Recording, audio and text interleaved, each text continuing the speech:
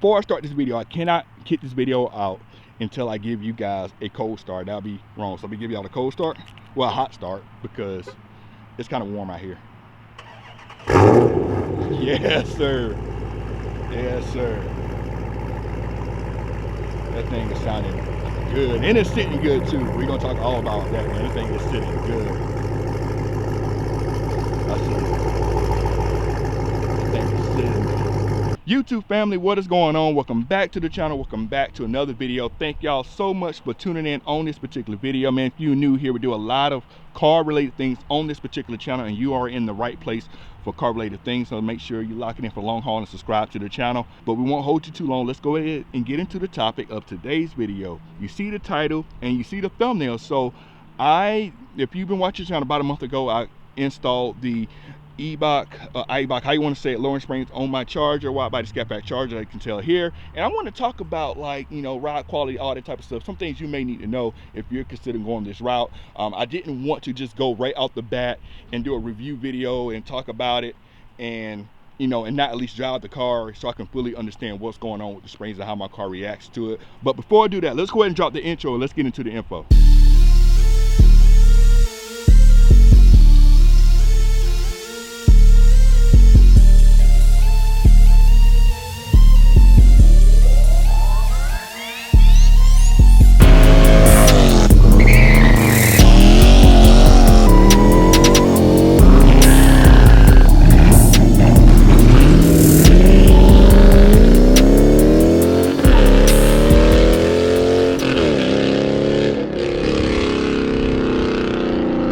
All right, guys, so let me talk about the ride quality and all this type of stuff with the springs, some other things with the install, and some other, just talk about a lot of stuff with these springs here. So I'm going to honestly say, with these springs, I was definitely wrong with how these things are going to ride. I was completely wrong.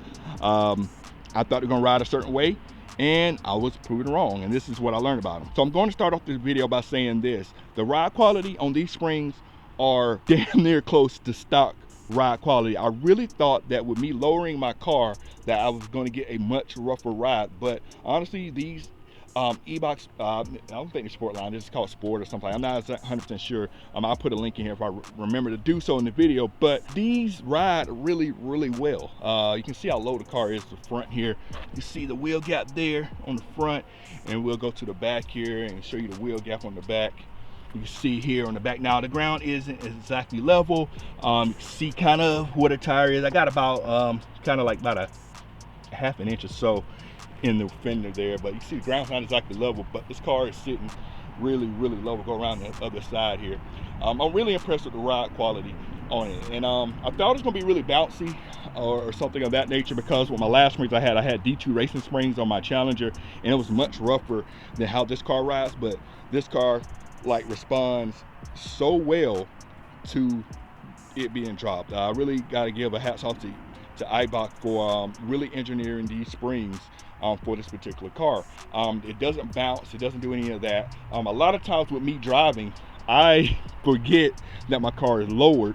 Of course, if I hit like a kind of a big bump or a big dip in the road, then you can tell then because how the springs kind of isolate or whatnot, oscillate I should say, after the bump. But most of the time when I'm driving in standard street mode suspension, it rides fine. It rides great. I love the way it rides. Now, the biggest fear I had with lowering my car was, will I lose the difference in the different drive modes? Because if you know, with the Widebody has 3 different drive modes when it comes to your suspension.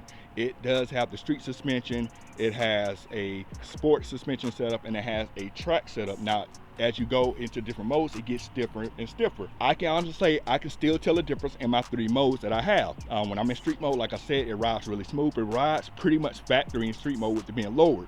Now, of course, when I go into track, which is going to be the roughest setting, which is supposed to be rough, supposed to ride rough, it rides, yeah, it rides rough. You can tell the difference instantly. Does it ride different in track than it did before? I think it's a little bit rougher, the lower end springs in track, than it was before. But honestly, if you're in track, that's pretty much what you want. You want it stiff, pause. You want it still, but that's kind of the expectation there when you put it in track. You want stiff suspension. You definitely can tell the difference, like I said. So I want to talk quickly about installation. I did a whole video on the installation of what all we did here. So one thing we did do that the instructions did not call out, in the back of the car, we did trim the bump stops. I probably can't see it in here, but see if we get in there. Maybe you can't see it, but at the top of the shock here, there is a bump stop that stops the car from dropping as far as it can drop. So we did trim about 1 inch off the back of the off the bump stops in the back.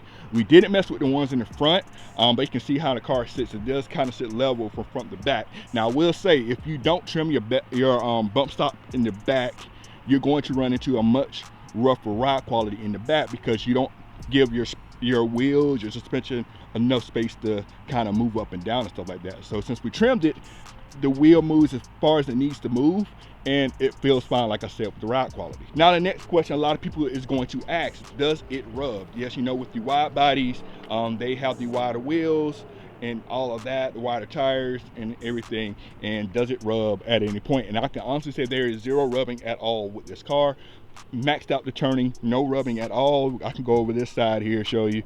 No rubbing at all, period. Does look close, but the closest part, like I said, is this back wheel, I should say. Let me get right here. This back wheel right here, show you. It does look like it's kind of close right there, but there's zero rubbing at all. I've been over all types of bumps and things of that nature, and there's absolutely no issues with rubbing at all. Now, since we're on the topic of it rubbing here, I know that these cars come with 305s, as everyone is aware.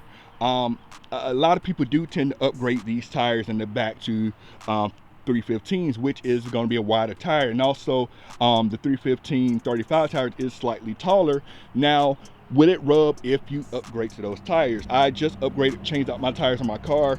I don't have 315s, I still have the 305s size on my car. I've been asking around, I haven't heard people say they rub with putting 315s and lowered. So if you are going that route, you should be fine, but just something to keep in mind. One thing I do want to talk about on this video here, now the main reason why a lot of people tend to not want to lower their car is because of the fact of going into driveways or going into businesses and things like that. You have those steep inclines to get up, and sometimes speed bumps as well. So how bad is it on that? Now, I have not ran into any steep driveways at the moment, but I have ran into several speed bumps, and I've tested this a couple of times to see if this works. Now, what I've done here, it does scrape some on speed bumps depending on how the speed bump is made. So what happens when it goes on the speed bump, it compresses and it kind of scrapes then. So what I've done to kind of avoid scraping on speed bumps to a certain extent, of course you go over it slow, you go over it at an angle, but if you can't avoid that, what you can do is I put the car in track mode, which stiffens up the suspension, so when it goes over the bump, it doesn't slam down and scrape on stuff, which it seems to help out some in that case. Granted, I haven't faced any extremely tall speed bumps at the moment, but I have gone over a few, and I have scraped a couple of times kind of towards in the middle of the car, about right in here or whatnot. But I mean, if you lower your car, that is going to be expected. So another question a lot of people want to know before you lower your car, like of course I went with the springs, as you can tell, but there are other options to lower your car. You have coilovers, you have bags, of course, like I said, yeah, you have the springs like I have, and a lot of people want to know, like, what is the best route to go for. Of course, as you go up into those other options, they're going to be more expensive. If you go coilovers, a good set is going to cost you maybe like around $1,000 or so for coilovers, but you do get the adjustability, so you can put the ride height exactly where you want it. But the downside of that, you're gonna have to take the wheels off and jack the car up and do all that to raise and lower the car and what have you. Now, bags are going to be the most expensive way to lower your car, but you're going to have immediate adjustability. You can lower it, raise it as you please, but if you need your trunk space, you're going to lose some of your trunk space due to the air tank in the back. I think springs are a good way to go if none of that matters to you. Personally, I'm fine. Like I said, I lowered my Challenger before, so I know kind of what to expect. And another thing as well, with coilovers, personally, this is just my opinion, I feel like coilovers, if you're not really racing your car or using it for some kind of high performance driving, I feel like the coilovers to me aren't worth it. Like, if you just want to lower your car, the coilovers just doesn't make sense to me because of the price it is to buy them, and also you have to go in and adjust them to the height that you want, and it takes a lot of time to do that. But that's just my thought. Maybe other people have, people are going to have different opinions on that, but my thought, coilovers, if you're racing your car, tracking your car, I think coilovers is going to be the best option. Now, speaking of racing here, you guys know I take my car to the drag strip every now and again. Now, with lowering your car, it can impact your traction from a dig. Usually with a dig, you want to be able to transfer your weight to the back tire so you can get the best grip and the best launch off the line. Now, with my car being lowered, it doesn't allow for a lot of rear wheel travel for that to happen. But like I said at the top of the video, I did say that the ride quality in street mode, which is kind of the setting I use for my suspension, it does feel like kind of close to stock there. It does feel soft, it does feel forgiving. So I do anticipate that I should still be able to get off the line pretty well. Now, I'll let you guys know once I go to a strip to see how it works, but I just feel like that suspension should still allow me to do so. Now, one of the biggest things I want to say here, I know there are a lot of springs on the market, some big name brands, some are not big name brands, but I'm going to say, based on some things I saw and what I'm learning here with these springs, is that if you see some springs out there that seem to be really cheap and not kind of a big name, you might want to be careful of buying those springs. And here's why. A lot of times those springs are cheaper because of the fact that they make them for Charger and Challengers. We know Charger and Challenger mechanically share probably like 90% of the same parts. Suspension is exactly the same on both cars. Therefore, some companies, what they would do is to cut corners on the cost of manufacturing the springs, they will manufacture the same spring for both the Charger and the Challenger. While they have the same suspension geometry, the biggest issue with making the same spring for both cars is that the cars don't weigh the same. And when the cars don't weigh the same, the springs are not going to behave the same on each car. It may perform better on one car versus the other, and you're going to get a terrible ride quality on one of the cars. Now, I will say, my D2 racing springs, I think it was kind of a victim of that. They were a cheaper set of springs. The ride was a little bit rougher because they made those springs for both Chargers and Challengers, same part number and all that stuff. But with Eibach, however you want to say it, the Charger springs and the Challenger springs are two different part numbers. They are not the same part number. Therefore, they engineered those springs to work with this particular car. That will give you a better ride quality. If ride quality is going to be a big factor, make sure you spend a little bit extra money to get the right springs. And that's going to bring me to the end of this video, everybody. I wanted to do the video, give you guys like first-hand experience of driving this car lowered, some things you need to look out for, some things to think about as you want to do it. Like I said, I'm very happy with the look of the car. I'm very happy with how it drives. I'm very happy with the ride quality of it. Like I said, it feels stock. And I'm not saying that just to say it. I wanted to drive the car a month before I made a video about how the springs feel and whatnot. Now, I know the question is alignment. You should always get alignment, as we mentioned on the install video. I didn't get alignment just yet, only because I was getting some new tires. I got my new tires on. Now I'm trying to get the appointment to get the alignment because I need to get that done anyway. These cars already have pretty bad camber from the factory. Even my old tires that I took off, the inside of the tires, the camber is ridiculous. And when you lower it, you just make that worse. It just makes the car lean worse with the tires. And I don't know if you can see here, there's a little bit of camber on the back. The back is definitely worse when it comes to camber. So I'm definitely gonna get alignment, see how close to stop we can get it. I doubt we can get it back to stop, but I'm just trying to get it better where I can get more of the tread pattern on the ground or whatnot. So after I see that, I can maybe do a follow-up video, let you know how bad the alignment is off and what you need to do. Of course, you should know what to do. Have to get some adjustable control arm bush and stuff of that nature to get it back into spec.